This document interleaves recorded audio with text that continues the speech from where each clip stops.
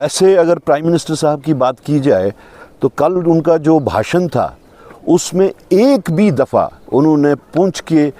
शहीदों का नाम नहीं लिया। पुंछ तो ऐसे दोनों मुल्कों को चाहिए, दोनों मुल्कों की लीडरशिप, दोनों मुल्कों की आर्मी जो आमने सामने खड़ी है,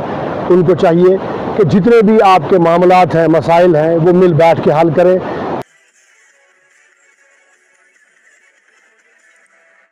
जम्मू और कश्मीर प्रदेश कांग्रेस कमेटी के सदर तारक हमीद कर्रा ने पार्टी के दीगर कारकुनान के हमरा ज़िला पुंछ के साथ साथ तहसील मंडी के इलाका बा इलाका भी दौरा किया, जहां पाकिस्तानी गोलाबारी से शहीद होने वाले कारी मोहम्मद इकबाल के अहल खाना के साथ ताज़ियत का इजहार किया। इनके अलावा ज़िला भर में पाकिस्तानी शेलिंग से मुतासर ख़ानदानों से इजहार हमदर्दी करते हुए हुकूमत से हर मुमकिन ताउन का मुतालबा किया। कुरा के हमरा सीनियर लीडर रमन बल्ला, जहांगीर हुसैन मीर और दीगर पार्टी कारकुनान और सीनियर लीडरान भी मौजूद थे, जिन्होंने पाकिस्तानी गोलाबारी के शदीद अल्फाज में मजम्मत करते हुए मरकज़ी और रियासती सरकार से पाकिस्तानी शेलिंग में जांबाज अफराद को शहादत का दर्जा देने का मुतालबा किया। मज़ीद क्या कुछ कहा, आइए सुनते हैं उनकी ज़बानी। ओवरऑल जो वाक़ात हुए यहाँ पे वो बहुत ही दुखजनक है और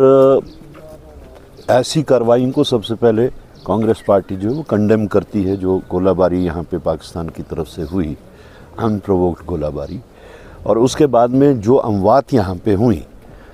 हमारा मानना है कि उन्होंने मुल्क के वास्ते शहादत हासिल की। और हमारी सरकार से, मरकज़ी सरकार से भी, रियासती सरकार से भी ये पुरज़ोर अपील होगी, पुरज़ोर गुजारिश होगी कि ऐसे लोगों को शहीद का दर्जा अता किया जाए। रहा सवाल कारी साहब की मौत का, एक तो बहुत ही ज़्यादा दुखजनक ये मौत है क्योंकि एक मजहबी स्कॉलर थे, बच्चों को पढ़ाते थे, दीनियात में बहुत ही माहिर थे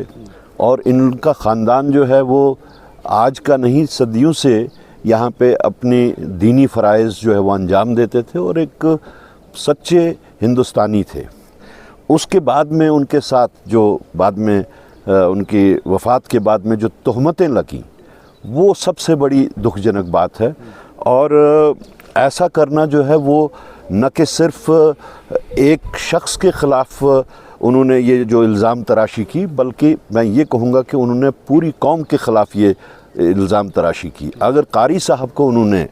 एक टेररिस्ट के तरीके से पेश किया तो उन्होंने पूरी कौम को फिर टेररिस्ट के तरीके से पेश किया, क्योंकि इस कौम ने, ये जिन लोगों ने टेररिस्ट उनको कहा, वो तो दिल्ली, बॉम्बे, नोएडा ऐसी जगहों में एयर कंडीशन केबिन्स में बैठ के ऐसे वो फतवे देते हैं। लेकिन हम उनसे ज़्यादा हिंदुस्तानी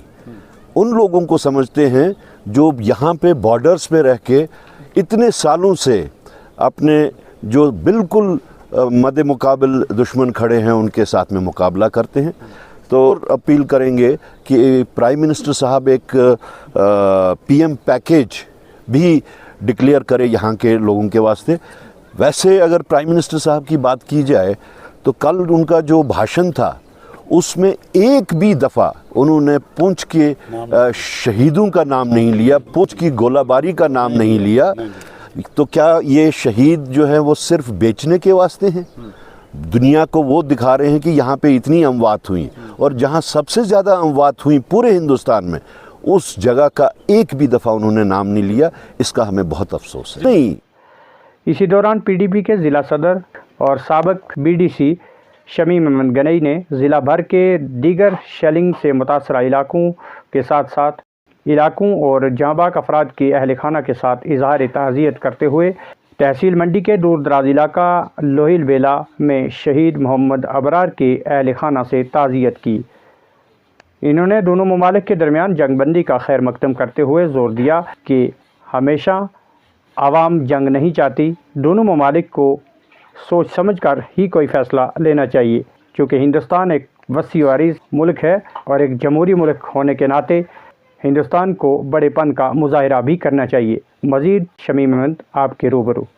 देखिए, एक तो हम सब जानते हैं कि जंग किसी मसले का हल नहीं है, जंग आपस में एक मसला है।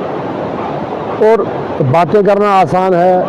لیکن جو لوگ سفر ہوئے ہیں، جنہوں نے اپنے بچے، اپنے والدین، اپنی بہنیں، اپنے بھائی کھوئے ہیں، یا جن لوگوں نے پوری عمر محنت مشقت کر کے اپنے گھروندے تیار کیے، اپنے گھر بنائے، ان کے جو ڈیمیجز ہوئے، ان کا جو نقصان ہوا، وہ شاید وہ زیادہ بہتر بیان کر سکیں۔ بہرحال میں آج یہاں ایک لوئل بیلا موت ہوئی تھی شیلنگ سے، ابرار ملک صاحب کی، ان کے یہاں تعزیت پر آیا تھا، لیکن میں نے دیکھا، میں کل شہر میں تھا، پورا شہر گھوما ہوں، لیکن جو خوف، دہشت، ہراس کا ماحول وہاں بنا ہے، تو میں سمجھتا ہوں ایسے ماحول میں سیز فائر جو اعلان ہوا ہے دونوں ملکوں کی طرف سے، یہ بہت بڑا اقدام ہے اور پازیٹیو ایک سٹیپ ہے امن کی طرف، اور میں دعا بھی کروں گا، کوشش بھی ہم کر رہے ہیں کہ اللہ تعالیٰ اس امن کو ہمیشہ بحال رکھے۔ امن ہے تو سب اپنے گھروں میں آرام سے سوتے ہیں، امن ہے تو ہمارے جو پیارے ہیں، بچے ہیں، بھائی ہیں، والدین ہیں، ان کو کھونے کا ڈر جو ہے وہ ہمیں نہیں ستاتا۔ تو ایسے دونوں ملکوں کو چاہیے، دونوں ملکوں کی لیڈرشپ، دونوں ملکوں کی آرمی جو آمنے سامنے کھڑی ہے، ان کو چاہیے کہ جتنے بھی آپ کے معاملات ہیں، مسائل ہیں، وہ مل بیٹھ کے حل کریں۔ دونوں ایٹمی طاقتیں ہیں،